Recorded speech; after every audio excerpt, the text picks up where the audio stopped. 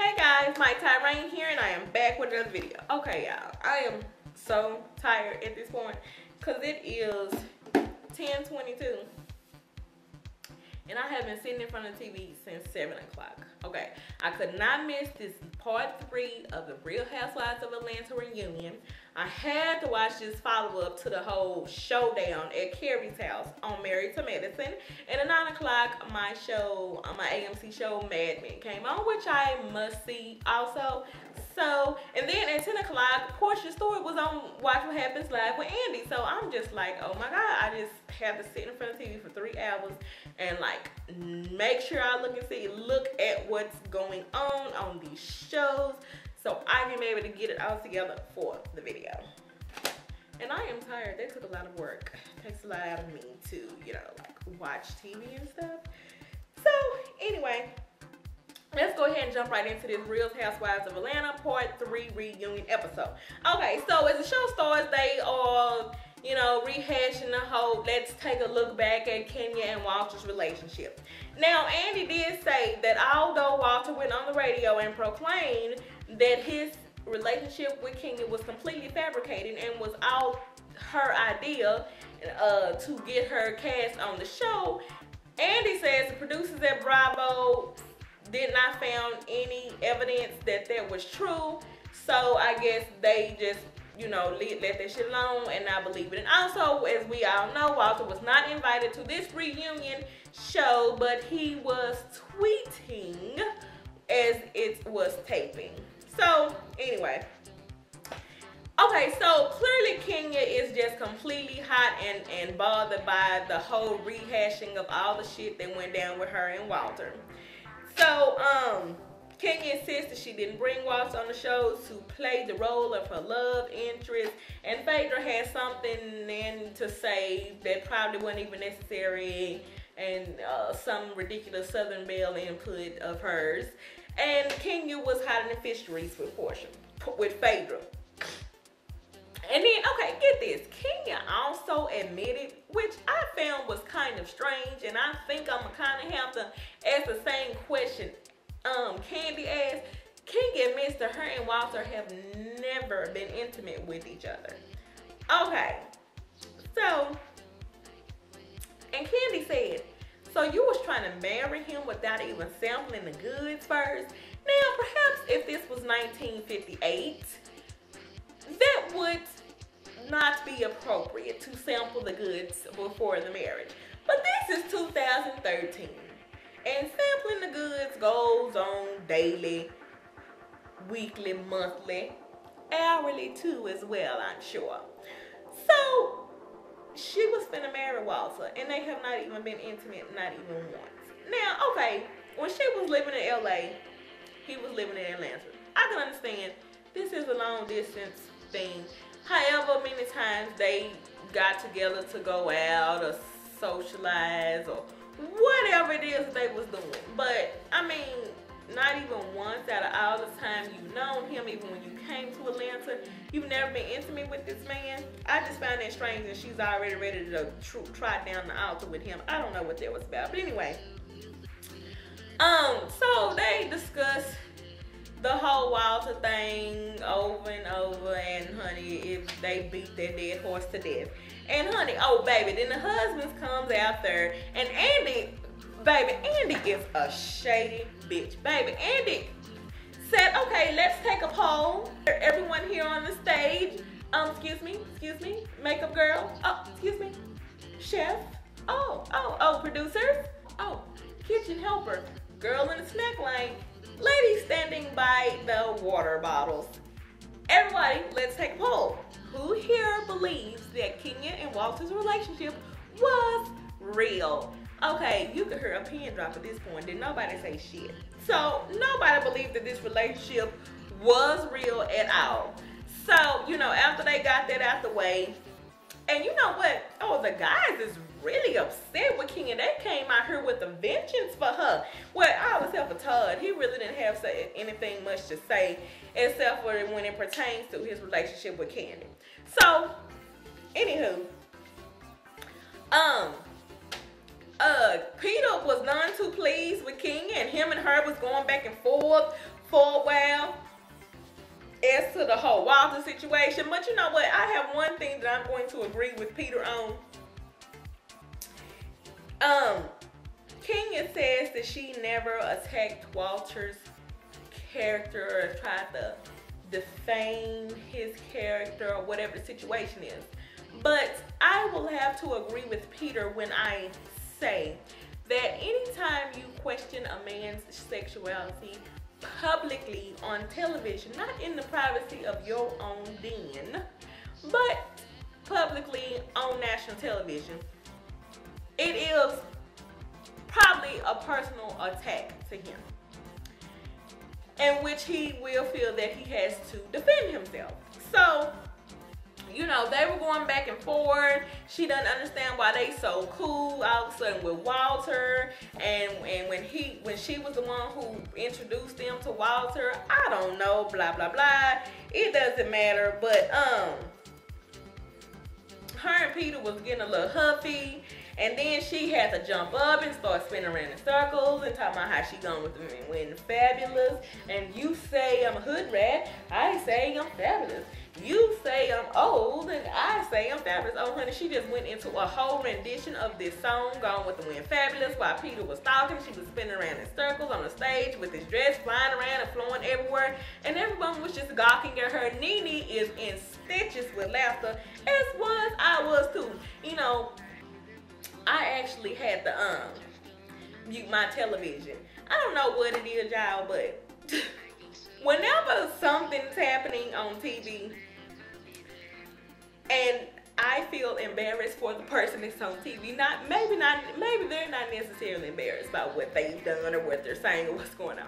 But when I feel embarrassed by the situation, I put it on mute. I don't know if this is supposed to save me from having to look at the whole situation go down or play out, but I will mute the TV when I just feel utterly embarrassed with someone.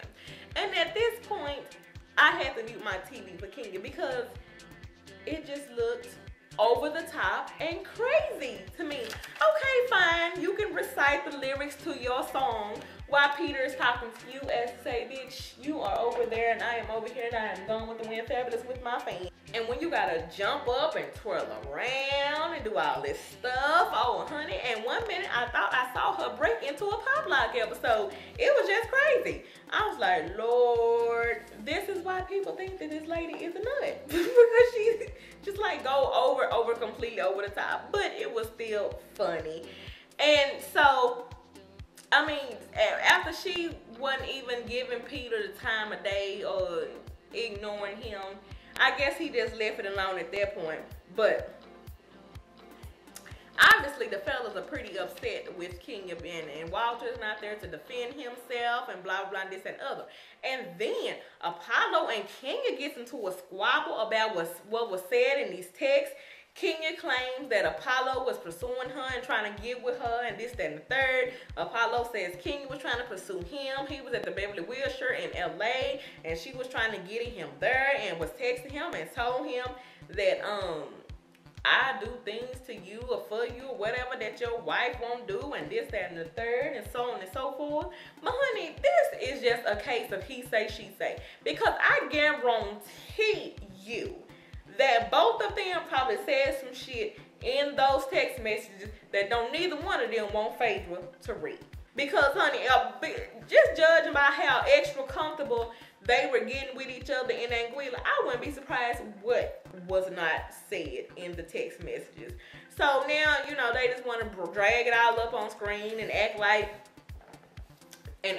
oh, how dare you say that to me, and oh, you said this, but you said that, you said that. I'm sure both of them was in the wrong, so I'm not even finna give that too much entertaining right now. So then Portia goes on this long-winded rant about her relationship with Cordell and defending his controlling behavior. At the end, she is almost broken down in tears, and she is clearly upset by the whole situation and why come I feel attacked and I want to be like you and nobody respect you. I don't want to have my family and my kids and my career and my husband and cook dinner and lunches and breakfasts and serve him in bed and put on his house shoes and all this type of stuff. Oh, she was going on and on and on. And you know what? I was really looking for Andy to like stop her or interrupt her while she was talking, like he tend to do sometimes. But honey, Andy would just let that train keep on strolling down the track, and he was looking to see if it was gonna wreck, I think. But you know, she held it together the best she could. While she on TV defending her one and only love, he is at the courthouse filing for divorce on her, which we will discuss a little later because she finally spoke out since the divorce since not even rumors. She finally spoke out since the divorce was filed. So anyway, Andy invites Portia to sing. What did she sing? I don't know. I think I muted my TV on that as well because I felt embarrassed for her. I mean, but you know what? She was singing for the Lord, so I'm going to have to give her kudos for that one. Yes, girl. Yes. Shabba-da-ya-ba-ba. Or however they say it on TBN. So, this episode was good, great end to the season. You know, it gave me all my life. But you know, a lot of parts in this episode weren't just like as shocking as they could have been because, of course, they showed all the previews that they showed about the reunion really centered around this particular episode. So we saw everything in the commercials anyway. But anyway, okay, so let's go ahead and get to this Watch What Happens Live episode. Portia was on Watch What Happens Live with Andy, her and Vivica Fox and whatever face she's wearing for tonight were on there. And so Portia finally, you know, broke her silence. And so okay, Portia says that she was completely blindsided by this divorce. She found out that Cordell filed for divorce on Twitter. She said she woke up and the next morning, probably the next morning after reunion. She woke up the next morning after the reunion show was taped. She tweeted, "Today is the first day of the rest of your life," not knowing today was the first day for the rest of her life, and put the phone back down and she was gonna go back to sleep. But she said her sister kept calling her, blowing the phone. So she finally answered the phone, and I guess the sister said, "Have you heard the news?" I don't know if she said, "Have you heard the news? Your man done filed for divorce," whatever situation was. But she said no, so she gets back on Twitter, and all over the Twitter sphere is Cordell files for divorce from Portia Stewart. I mean, honey, this was all types of trending topics. And so she like, this has to be some type of joke or some, you know, prank or whatever. I know this can't be happening. So she gets up and goes into the other room where Cordell was. Yes, she gets up and goes into the other room where he was sitting there, knowing damn well he had filed for divorce on this lady and didn't even think enough of her to say boo. But waiting for her to find out on the fucking internet. Oh, Twitter. And so she asked him, did you file for divorce? And honey, long story short, I guess he said he did. And she was like, no, what can we do? She wants to save her marriage. Can we go to counseling? What can be done? This, that, and another. Honey, I guess he felt like it was irretrievably broken at that point, which I'm still trying to figure out what exactly happened that is irretrievably broken. And that's just the end of it. And get this, they are both still living in the same house with each other. Now, honey, I don't know if I could have still been doing that one.